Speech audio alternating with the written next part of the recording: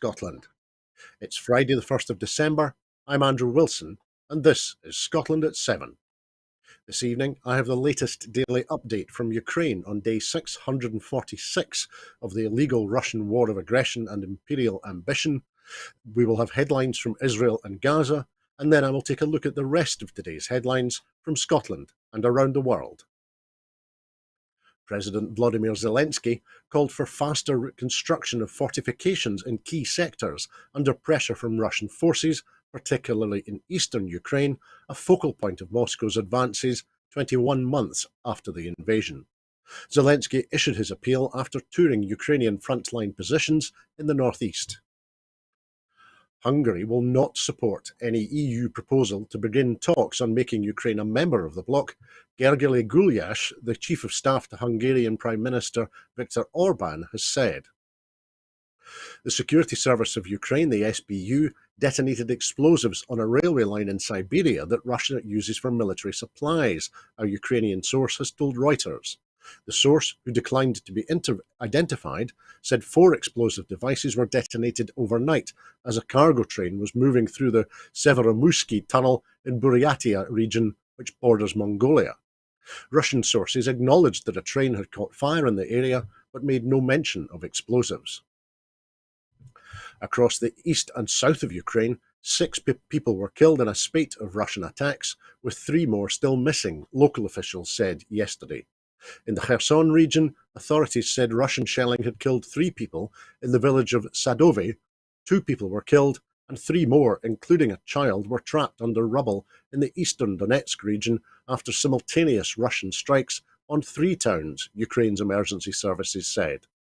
An evening attack on the town of Toretsk in the eastern Donetsk region also killed 1 and injured 2, the local prosecutor's office has said. The US has been working with Ukraine to prepare for Russia's expected winter attack, including helping to provide equipment and supplies to keep people from losing heat and electricity, the White House National Security spokesperson John Kirby said. Ukraine's Human Rights Commissioner accused Russia of refusing to agree new exchanges of prisoners of war after a stretch of 3 months in which no swaps have been reported. President Zelensky held phone calls with 3 European leaders, German Chancellor Olaf Scholz, the UK Prime Minister Rishi Sunak, and the Bulgarian Prime Minister Nikolai Denkov. Russia's Foreign Minister Sergei Lavrov told a meeting of the Organisation for Security and Cooperation in Europe, the OSCE, held in Skopje, the capital of North Macedonia, that the West was killing any chances of reviving the grouping, which he said was on the brink of collapse. And the European Commission President, Ursula von der Leyen, has said that the European Union should take Ukraine's military needs into account as it determines the future strategy of Europe's defence industry, in a speech made at the annual conference of the European Defence Agency. Israel's military was aware of Hamas' plans to launch an attack on Israeli soil more than a year before the bloody 7th of October terror attack, according to a report. Israeli officials obtained a 40-page battle plan by Hamas, codenamed Jericho Wall, that outlined, point by point, exactly the kind of attack that led to more than 1,200 people killed in Israel during the devastating Hamas attacks, according to reports in the New York Times. Israel has launched a series of airstrikes after the ceasefire expired at 5 a.m. local time. The bombing appears to have been at its most intense in Khan Yunis and in Rafah, in the south of the Gaza Strip. Military groups allied to Hamas and Palestine have also responded by firing rockets at Israel. The cities of Ashkelon, Sderot and Beersheba have been targeted. The death toll since the resumption of fighting has now increased and stands at 109, according to Gaza's health ministry. Elon Levi, an Israeli government spokesperson, has said that Hamas must take the mother of all beatings, claiming that Hamas has refused to release all kidnapped women. In return, Hamas has blamed Israel for the truce not being renewed. Aid and food trucks crossing between Egypt and Gaza through the Rafah crossing have halted because of the resuming Israeli bombardment.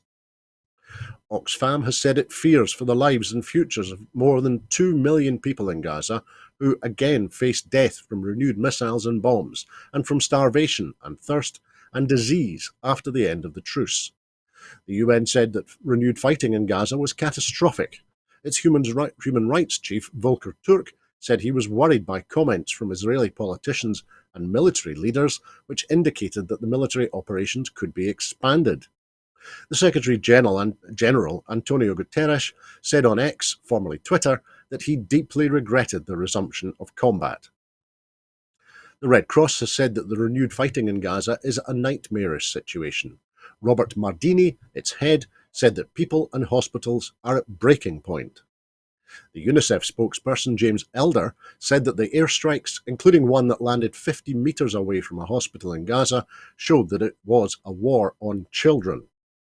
Politicians from other countries, including France and Germany, have spoken at their disappointment at the ceasefire lapsing and have urged both sides to renegotiate.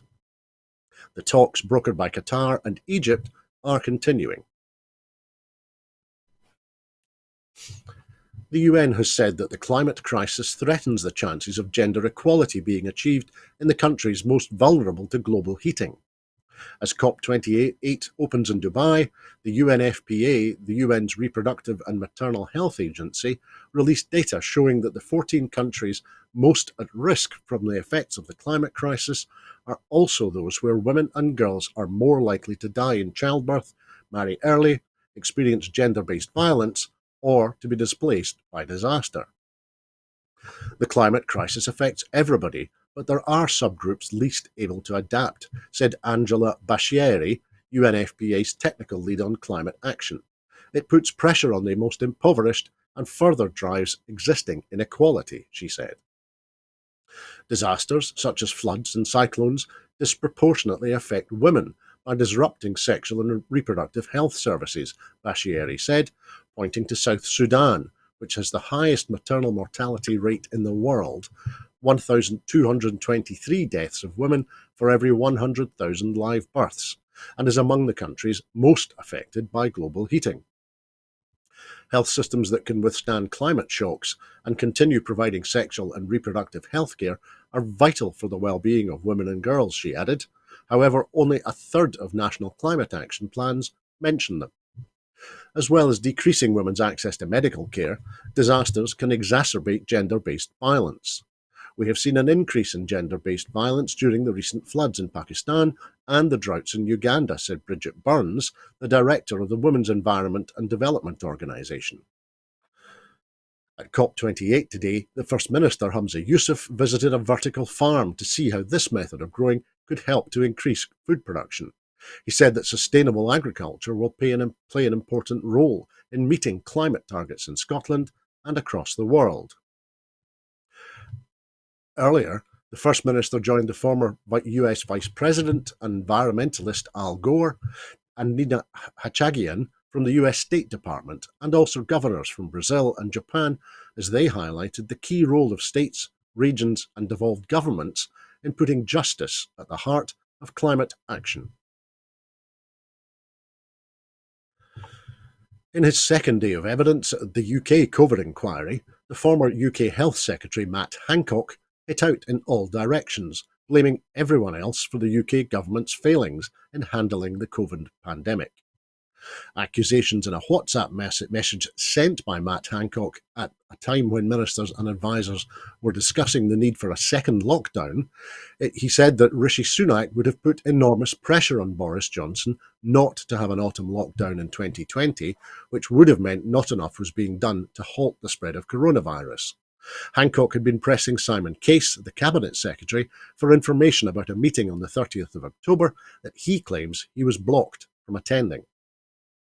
Rishi is in the room, contrary to the stupid rules, so the PM will be under enormous pressure to not do enough once again, Hancock wrote in the message. Sunak is likely to be questioned on this when he appears before the inquiry.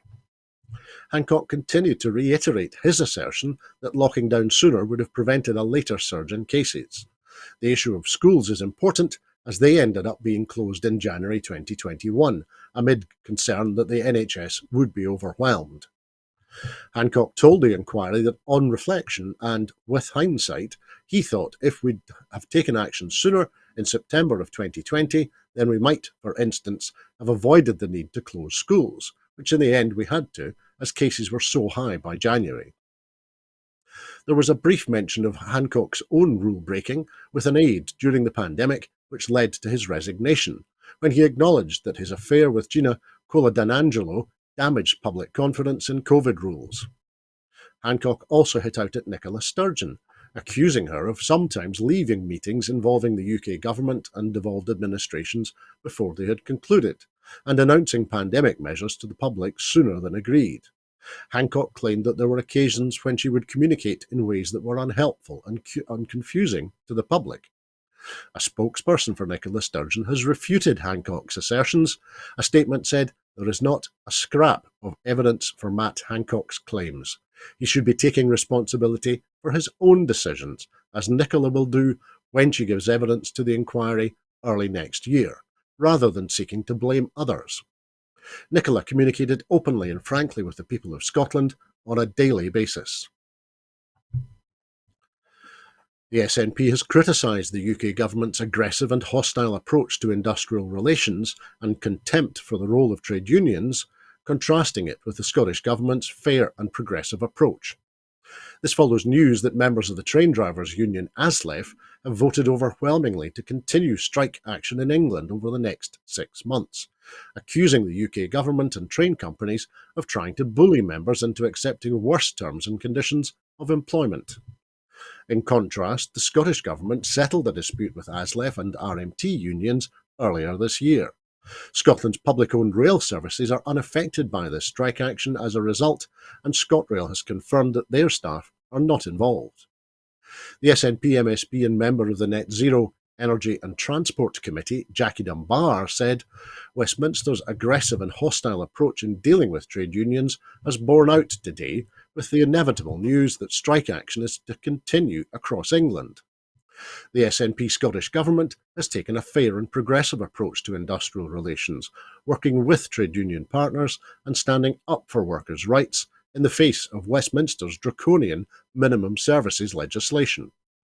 The Tories' persistent determination to erode workers' rights flies in the face of the values that Scotland represents, those of a fair, prosperous society, and the Scottish Government will not flinch in its commitment to fair work principles.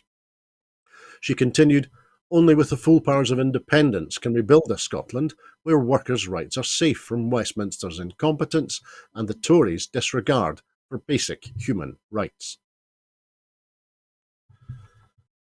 A US appeals court has today ruled that Donald Trump must face civil lawsuits over his role in the 6th January 2021 attack on the Capitol by his supporters, rejecting the former president's claim that he is immune. A panel of the US Court of Appeals for the District of Columbia Circuit found that Trump was acting in his personal capacity as a presidential candidate when he urged his supporters to march to the Capitol. US presidents are immune from civil lawsuits only for official actions. Part of the lawsuit was filed under the 1871 Ku Klux Klan Act, a Reconstruction-era law which makes it illegal to prevent an officer of the United States from performing their duties through threats or intimidation. When a first-term president opts to seek a second term, his campaign to win re-election is not an official presidential act. Sri Srinivasan, the Chief Judge of the US Court of Appeals for the DC Circuit, wrote for a unanimous 3-judge panel. While presidents are often exercising official responsibilities when they speak on matters of public concern, that is not always the case. Srinivasan, an appointee of Barack Obama, was joined by Gregory Katsas, a Trump appointee, and Judith Rogers, an appointee of Bill Clinton. While the panel ruled that Trump could be sued, it made it clear that it was not precluding him from arguing that he was acting in an official capacity as a defense as the lawsuit proceeds. When these cases move forward in the district court, he must be afforded the opportunity to develop his own facts on the immunity question if he desires to show that he took actions alleged in the complaints in his official capacity as president, rather than in an unofficial capacity as a candidate, the opinion said. The ruling clears the way for Trump to face lawsuits from police officers and US lawmakers seeking to hold him responsible for the violence by his supporters during the riot, which was an attempt to overturn his 2020 election defeat. The New York Republican fabulist and accused fraudster George Santos has been expelled from Congress. The vote to expel Santos, the second since his election last year, required a two-thirds majority of those present. The final tally today was 311 to 114.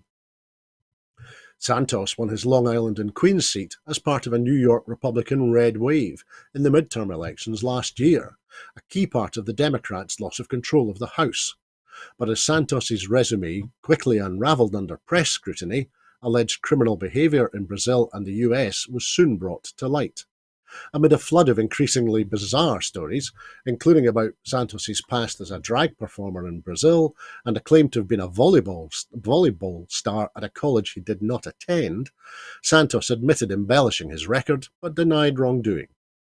Santos has become only the sixth member ever to be expelled from the House of Representatives. The first three fought for the Confederacy in the Civil War.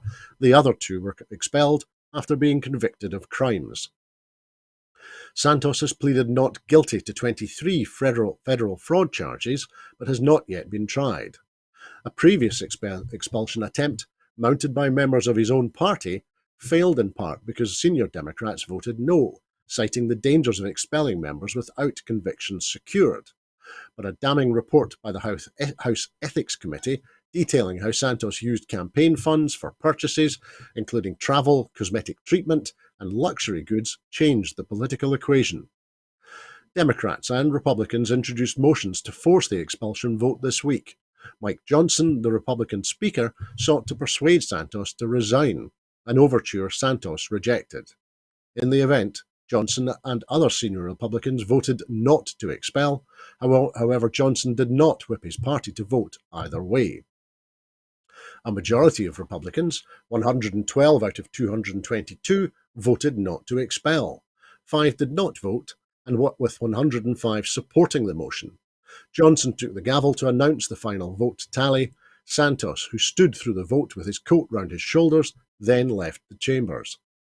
Santos's district in Long Island and Queens must now hold a special election within 90 days. Democrats are hoping to retake Santos's seat and to further reduce the Republican majority. A new report from Skills Development Scotland shows that up to £90 billion of investment in green industries is coming to Scotland from projects starting in the next 3 years and continuing over the next decade, with most of the money being spent in energy transition, transport and construction. Climate Emergency Skills Action Plan Pathfinder, a dynamic skills response to supporting the transition to net zero, examined known investment, skills demand now and in the future, and current training and learning support for green skills. The research shows that £58.5 billion, 65% of all known green investment, is going towards the energy transition, mostly to offshore wind. It also found that investment has the highest likelihood of progressing in Aberdeen City and Shire, Edinburgh City Region, Glasgow City Region, the Highlands and Islands, and Tay cities. Commenting, the SNP MSP for Glasgow Provan, Ivan McKee, said, "Today's report reveals the real transformation happening in Scotland, with huge advancements in vital infrastructure and adaptation of our workforce to facilitate a just transition to net zero. This is hugely significant investment in Scotland's green energy future. The continued growth in public and private backing for a just transition has been nothing short of astonishing, and is yet further evidence of what is possible under an SNP government that stands firm in its resolve to tackle climate change, unlike the Tory government at Westminster." He went on, "The SNP Scottish Government is leading the way, with the First Minister representing Scotland's leading role at COP28 this week, and a new green industrial strategy in the works as yet further progress towards achieving our ambitious goal of net zero by 2045. Scotland is already an international leader. Imagine what would be possible with the full powers of independence." Addressing the Scottish Chambers of Commerce annual dinner in Glasgow, the Wellbeing Economy Secretary Neil Gray told industry leaders that the voice of business is being heard at the heart of government. Mr Gray said he was committed to strengthening the partnership with business and consulting on policy. He also acknowledged the need to tackle labour and skills shortages and confirmed the Scottish Government would update shortly on plans for the reform of lifelong education and skills training. Mr Gray said, "Growth is fundamental to a vision for a well-being economy, and business plays a crucial role in achieving that." The New Deal for Business group aims to ensure businesses can navigate the policy development process. This will mean they can contribute more effectively, ensuring that informed choices are made by government around the timing, content, and practical consequences of new policies. The voice of business is not just being listened to, it is being put at the heart of government. We have published an implementation plan on recommendations deriving from the New Deal group, and I am very conscious that to keep earning your trust, I must deliver on that. This will not provide a solution to all policy issues or stop differences of opinion, but I hope it will ensure that operating on the basis of no surprises. Our policy should be informed by your expertise, and your business planning should be informed by clear, early signals of policy. Michael Russell has tendered his resignation as SNP President today, prior to submitting himself to statutory scrutiny required to take up a non-party political role in Scottish public life. Following an independent process, Mike Russell has been recommended for appointment to be the chair of the Scottish Land Commission, an appointment which is subject to the approval of the Scottish Parliament. Parliamentary scrutiny of the recommendation will now take place, and the final decision on appointment will, as the legislation requires, be made by the Parliament. Mr Russell was elected party president in November 2020 and was also acting chief executive for a short period earlier this year. His service to the party spans almost 5 decades. He joined the SNP in 1974 and first stood for election in Clydesdale at the 1987 election, being elected as a senior office bearer in the same year. He became the first full-time chief executive of the party in December 1994, holding that post until he was elected to the Scottish Parliament as a list MSP for South of Scotland in May 1999. He lost his seat in 2003, but returned to serve the same region from 2007 to 2011, before he was elected as the MSP for the Argyll and Bute constituency, a position he retained until retiring in 2021. During this time, Michael served in a variety of ministerial roles in the Scottish Government. The SNP's leader, Humza Yousaf, said, "On behalf of the SNP, I'd like to give my heartfelt thanks to Michael for his outstanding contribution to the party over almost 5 decades, a true stalwart of the SNP and the wider independence movement. Michael has been a member of our party since before I was born, and throughout all the highs and lows of that period, he has served the SNP in almost every conceivable way, as a party activist, as chief executive, as a politician, and as our party president. The party owes Michael a great debt of gratitude, and I wish him all the very best as he seeks to begin a new and a very important role in Scottish life, in an area of work which he has long supported." And the death of artist and playwright John Byrne has been announced today. A statement said that he died peacefully yesterday with his wife Janine by his side. John Byrne was seen as one of the most inventive and versatile of all Scotland's modern artists. He was recognised as a technically masterful painter whose work is held in the Scottish National Portrait Gallery, the Museum of Modern Art, and the Kelvin Grove Art Gallery.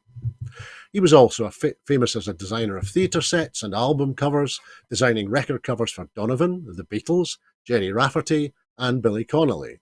But it is as one of the most important Scottish playwrights that he is perhaps most widely known, notably for The Slab Boys in 1978 and Tutti Frutti in 1981, both defining moments in theatre and television production in Scotland.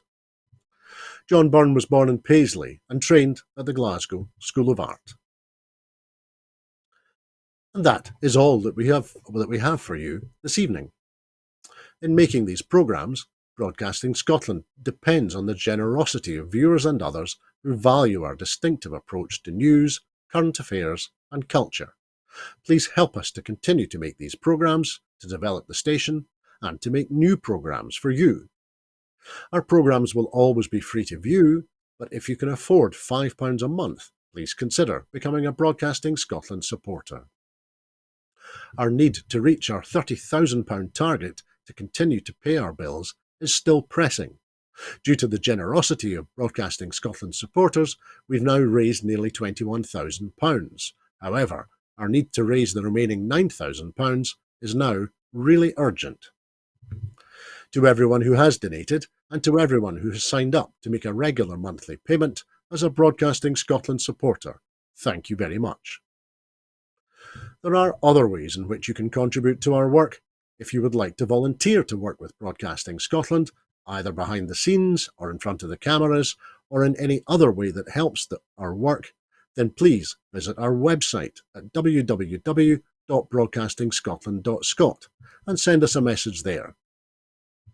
You can find us on X Twitter and Blue Sky and Mastodon at Broadcast Scot. Please like and retweet us there, and you can also find us on Facebook by searching for Broadcasting Scotland. When you're watching us on YouTube, it would be great if you would like and subscribe to Broadcasting Scotland on that platform. We will be back at 12 noon sharp on Sunday for the next edition of the Full Scottish, so please come and join us then. I'd like to thank everyone who's been watching this evening. Please look after yourselves and please have a very peaceful weekend. Bye-bye.